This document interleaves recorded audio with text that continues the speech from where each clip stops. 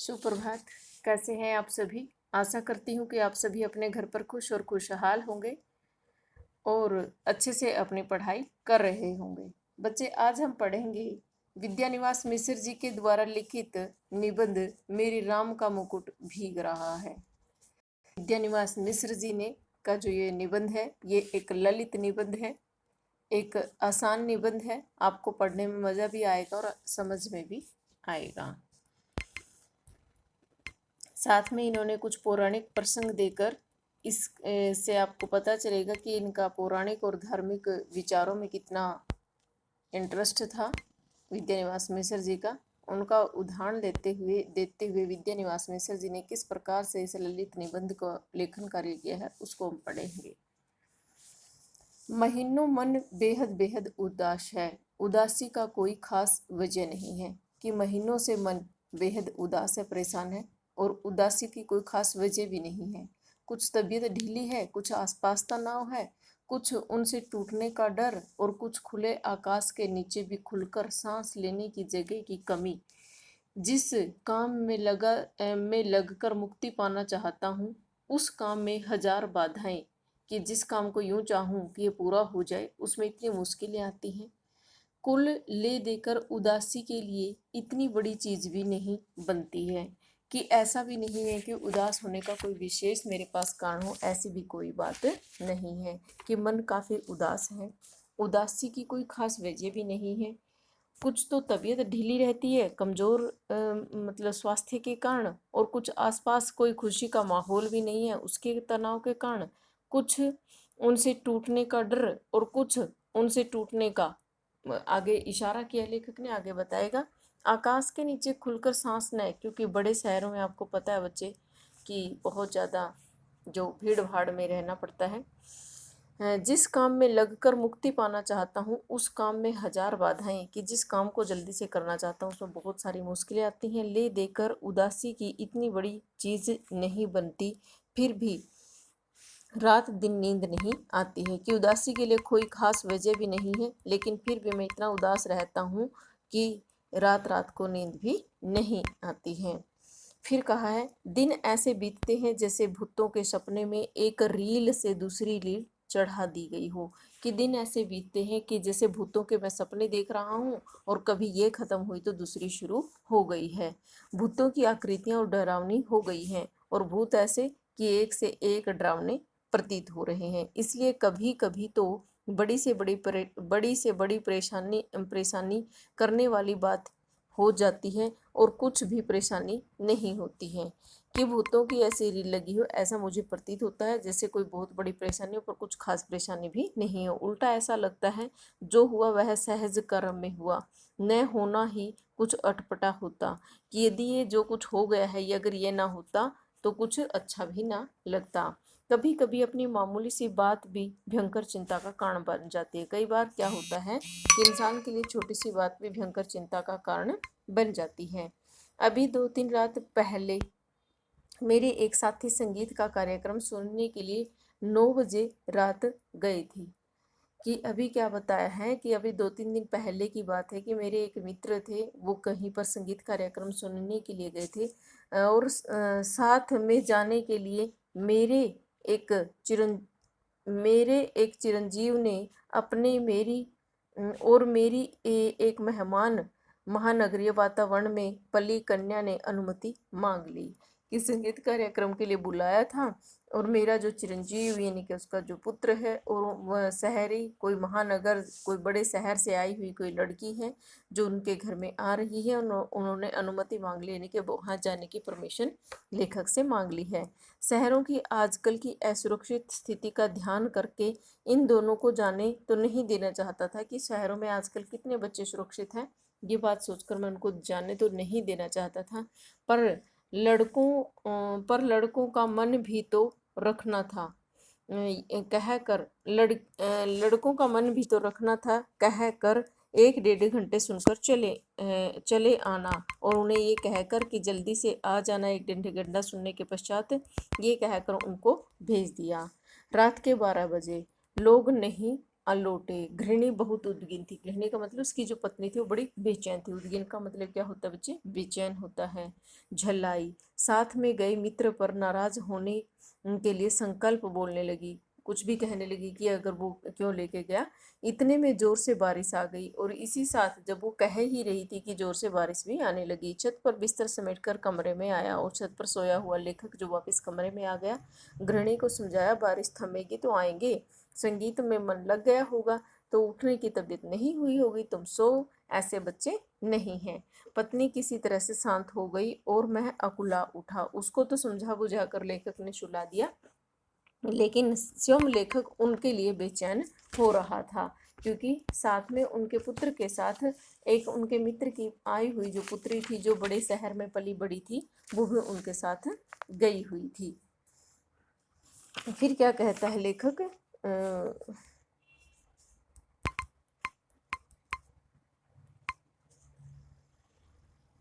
बरामदे में बारिश निकल गई और ये लोग नहीं आए कि बारिश आकर थम भी गई, लेकिन वो लोग फिर भी वापस नहीं आए। फिर क्या किया?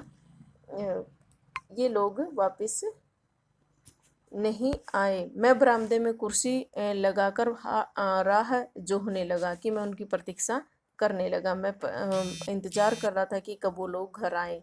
दूर कोई भी आहट होती तो उदग्र होकर फाटक की ओर देखने लगता, कि उदग्र की जगह यहाँ पर उठ उठ करके, कि जैसे ही कोई आता तो मैं क्या करता, किसी को भी आहट आते ही, कोई भी आवाज़ आते ही मैं उठ उठ कर फाटक की ओर देखता। रह रह कर बिजली की चमक जाती और उस सड़क दिख जाती, पर सामने की सड़क पर कोई रिक्शा ना कोई चिड़ै का पूत नहीं था, कि कोई चिड़िया तक भी मुझे दिखाई नहीं दे रही थी। एकाएक कई दिनों से मन में उमड़ती घुमड़ती पंक्तियां गूंज उठी, और जब मैं उनकी प्रतीक्षा रात भर से कर ही रहा था तो मेरे दिमाग में कुछ पंक्तियां आई। मोरे राम के भीजे मुकुटवा, लक्ष्मण के पटुकवा, मोरी सीता के भीजे सुनरवा, तय राम घर लौट ही। तो बचपन की जो कुछ लाइनें थी कि मेरे राम का जो मुकुट है वो भीग रहा है, मेरे लखन का जो पटुक्का है यानी कि जो दुपट्टा रखते थे, ये आपने देखा होगा कई बार तस्वीरों में, राम लक्ष्मण की तस्वीरों में, उस कपड़े को बोलते हैं। मेरी सीता का जो सेनेरुआ का मतलब सिंदूर भीग रहा है। तय राम घर ही लौटी, कि मेरे घर राम लौट आते होंगे। बचपन में दादी नानी जाते पर गीत गाती थी, कि जब मैं बचपन में जाता था तो दादी नानी इस प्रकार के गीत गाती थी। मेरे घर से बाहर जाने पर, विदेश में रहने पर भी ये गीत विह्वल होकर गाती और लौटने पर कहती, कि जब मैं बाहर जाता था, यहाँ तक कि मैं विदेश में भी गया, जब भी मेरी दादी नानी इस प्रकार के गीत गाती थी, कि मेरे राम का मुकुट भीग रहा है, लक्ष्मण का जो अभी हमने पंक्तियाँ पढ़ी हैं, इसी प्रकार का गीत गाती थी। और विह्वल होकर गाती, विह्वल का मतलब भी क्या होता है? बेचैन होता है, कि वो बेचैन होकर गाती थी। मेरे लाल को कैसा वनवास मिला है, और कहती थी कि मेरे इस लाल को कैसा वनवास मिला है। जब मुझे दादी नानी की इस अकुलता पर हंसी आती थी, कि जब मैं उस उम्र में था, युवा उम्र में, बाहर जाने की उम्र में, तो मुझे उस पर आकुलता आती थी, आकुलता पर हंसी आती थी, क्योंकि उनको जो ये बेचैनी होती है उसके ऊपर हंसी आती थी लेखक को। और गीत का स्वर बड़ा मीठा लगता था, और दादी नानी का जो ये गीत है ये बड़ा अच्छा लगता था। तब उसका दर्द नहीं छूता था, और जो गीत के अंदर दर्द था उसको मैं नहीं छू पाता था उस उम्र में।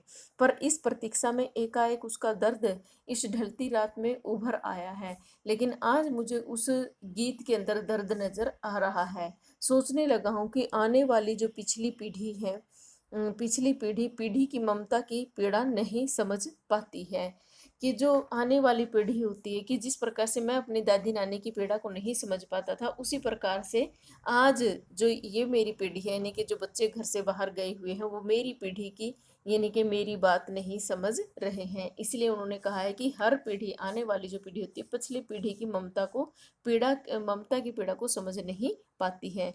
पिछली पीढ़ी अपनी संतान के, जो पिछली पीढ़ी होती है, यानी कि जो बड़े लोग होते हैं, वो अपने संतान के प्रति कितने चिंतित होते हैं वो उसका अंदाजा भी नहीं लगा पाते हैं। पिछली पीढ़ी अपनी संतान के संभावित खतरों का संकल्प मात्र से ही उद्विग्न हो जाते हैं। जो पिछली पीढ़ी होती है, इनके जो बड़े लोग होते हैं, वो अपने संतान के लिए इतने डरे हुए होते हैं कि वो इसीलिए जरा सी बात में ही बेचैन हो जाते हैं। मन में यह प्रतीति ही नहीं होती कि वे अब संतान समर्थ हैं। वो ये समझ ही नहीं पाते कि अब हमारी संतान बड़ी हो गई है। बड़े से बड़े संकट झेल सकते हैं, कि वो बड़ी से बड़ी अगर कोई मुसीबत आएगी तो उसका सामना कर सकते हैं। बार बार मन को समझाने की कोशिश करता हूँ कि लड़की दिल्ली विश्वविद्यालय के कॉलेज में पढ़ाती है, कि फिर मैं अपने आप को कह रहा हूँ कि जिस लड़की के लिए मैं इतना परेशान हो रहा हूँ, वो दिल्ली जैसे शहर में रह रही है, पल रही है, बढ़ रही है, यहाँ तक कि दिल्ली विश्वविद्यालय के अंदर वो पढ़ाती है।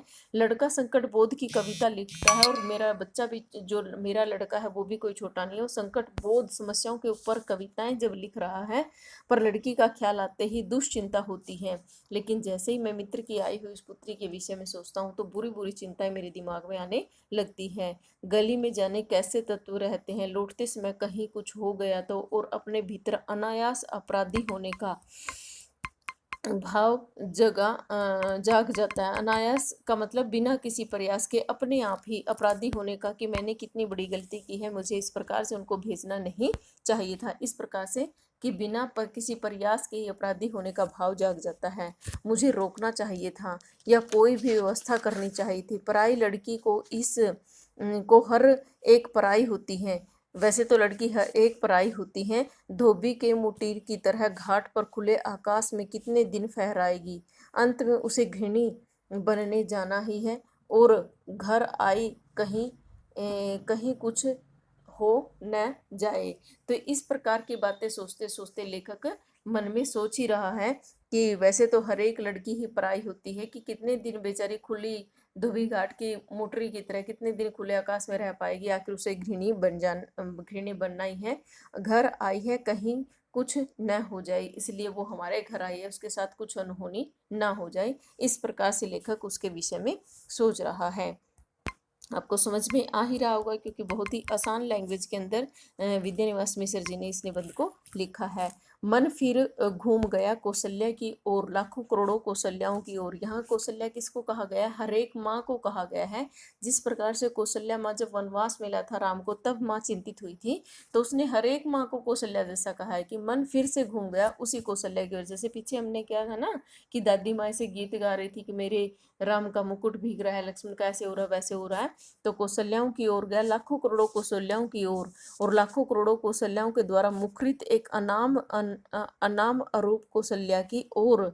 इन सबके राम वन में निर्वासित हैं, कि बहुत सारे लाखों करोड़ों अन्य कौशल्याओं की ओर, और उस अनाम अरूप कौशल्या की ओर, जो इन सबके नाम निर्वासित है, यानी कि जिस जिसके भी बच्चे अपने घर से बाहर गए हुए हैं। राम निर्वासित का मतलब जिन जिनके बच्चे, जैसे आज लेखक ने अपने पुत्र को और उस बाहर से आई हुई अपने मित्र की लड़की को भेज दिया है।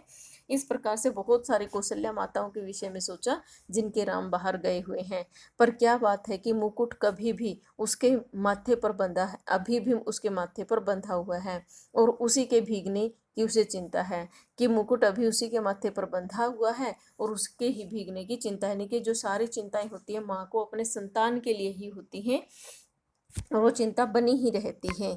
क्या बात है कि आज भी काशी की रामलीला आरंभ होने से पूर्व एक निश्चित मुहूर्त में मुकुट की ही पूजा सबसे पहले की जाती है। कि क्या कारण है कि आज भी सबसे पहले मुकुट की ही पूजा की जाती है, चाहे वो रामलीला की ही बात हो। क्या बात है कि तुलसीदास ने कानन को शत अवध समाना कहा, और चित्रकूट में ही पहुंचने पर उन्हें कली की कुटिल कुचाल दीख पड़ी।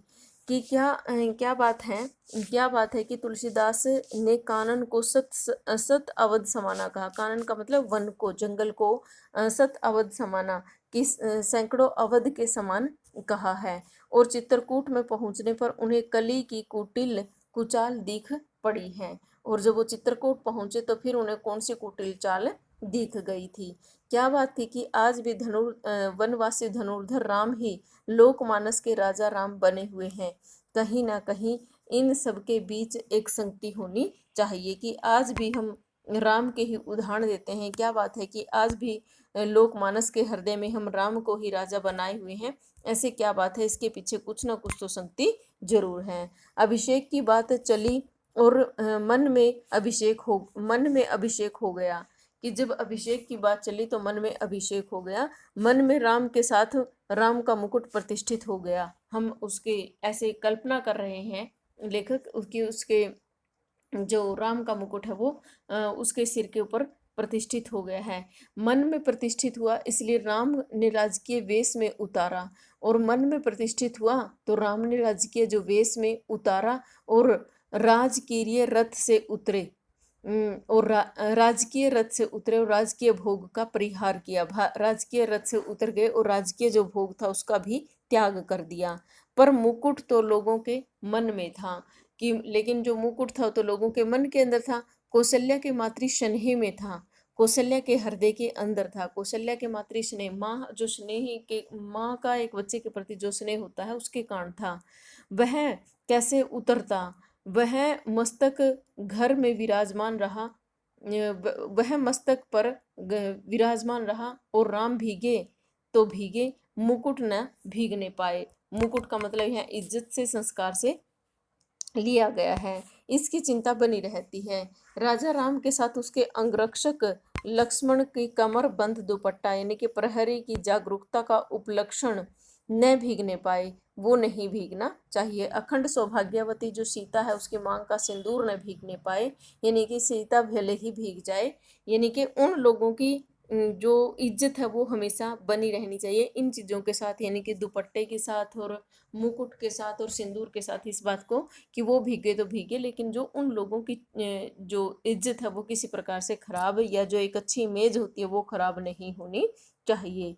राम तो वनवास से लौट आए, सीता को लक्ष्मण फिर निर्वासित कर लाए। राम तो वन से लौट आए और सीता को लक्ष्मण फिर निर्वासित कर आए, पर लोक मानस ने राम की वन यात्रा अभी नहीं रुकी। लेकिन लोकमानस में, लोगों के दिमाग के अंदर जो राम की वन यात्रा थी वो अभी नहीं रुकी है। मुकुट, दुपट्टे और सिंदूर भीगने की आशंका अभी भी साल रही है, कि अभी भी लोगों को चिंताएं हैं, क्योंकि अयोध्याएं बसी उजड़ी हैं।